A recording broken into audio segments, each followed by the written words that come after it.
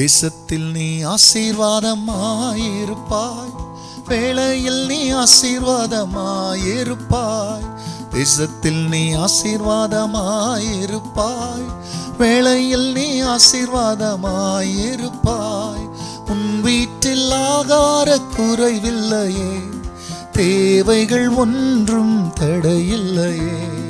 உன் வீட்டில் ஆகார குறைவில்லையே, தேவைகள் ஒன்றும் தடையில்லையே. எந்தன்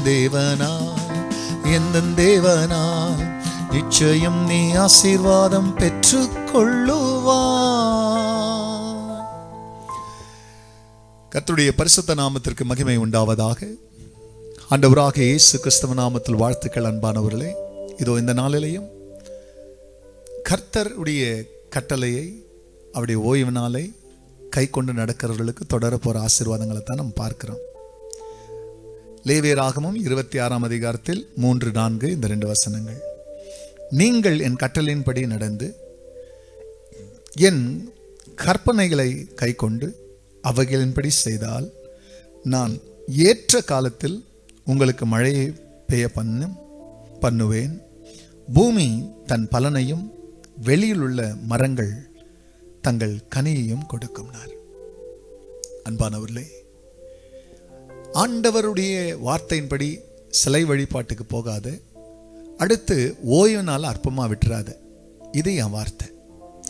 இப்படி நீங்க என் கட்டளைகளின் படி நடந்து, நான் இப்ப கட்டளையிட்டேனே அதன்படி நடந்து என் கற்பனைகளை கை கொண்டு அவைகளின்படி செய்தால், நான் ஏற்ற காலத்தில் உங்களுக்கு மழையை பெய்ய பண்ணுவேன். ஆசீர்வாத மழை. 1. 2, பூமி தன் பலனையும் வெளியிலுள்ள மரங்கள் தங்கள் கனியையும் கொடுக்கும். வானத்திலிருந்து மழை வரும், பூமியும் உனக்கு பலனை கொடுக்கும். உன் வாழ்க்கை கனி நிறைந்ததாய் இருக்கிறதற்கு அஸ்திபாரமானது என் வார்த்தையின்படி, என் கட்டளையின்படி நடக்கிறதற்கு, உன் சொந்த விருப்பத்தின்படி அல்ல, உன் இஷ்டத்துக்கு அல்ல, உன் திட்டங்களின்படி அல்ல, என் கட்டளைக்குள்ளாக, என் கற்பனைக்குள்ளாக நீ கடந்து வந்தா உன் வாழ்க்கையில வறட்சி இல்லாத நான் மழையை அனுப்புவேன்.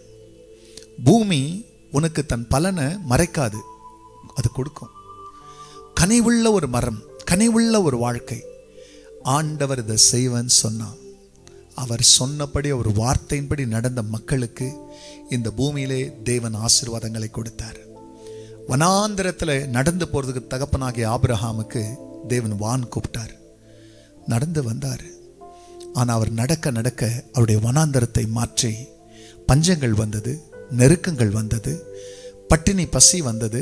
ஆனால் தேவன் அவருக்கு பீர்ஷிபா என்ற நீர் ஊற்றை கொடுத்தார், அவருக்கு மழையை கொடுத்தார், நல்ல தோட்டங்களை கொடுத்தார். 24ஆம் அதிகாரத்தில் ஆபிரகாமுக்கு ஆதியாகமத்தில் எல்லாவற்றிலையும் ஆசீர்வாதம் கொடுத்தார். அவர் வார்த்தையின்படி நடங்க, அவருடைய கட்டளையை கை கொள்ளுங்க, அவருடைய கற்பனைக்கு நீங்க பயந்து பாருங்க. அவர் சொன்னபடி மழை, பூமி பலன், பிரியமல்ல மரங்கள் எல்லாம் உங்களுக்கு கனியை கொடுக்கும். அதன்படி உங்க வாழ்க்கை ஆசீர்வாதமாக இருக்கு. இந்த நாளில் ஒரு தீர்மானம், உன் கட்டளையின்படி நடப்பேன். கர்த்தர் ஆசீர்வதிப்பார். ஜெபிக்கலாம். ஆம், பரிசுத்த பிதாவே,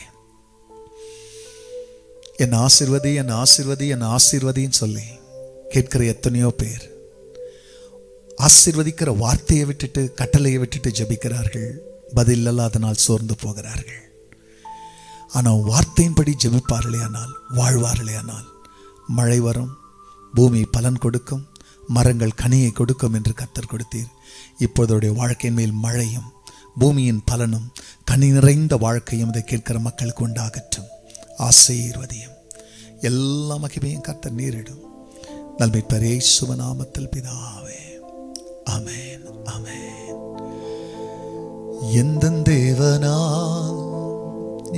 தேவனால் நிச்சயம் நீ ஆசீர்வாதம் பெற்றுக்கொள்ளுவாய். God bless you, church. Have a blessed day. Amen.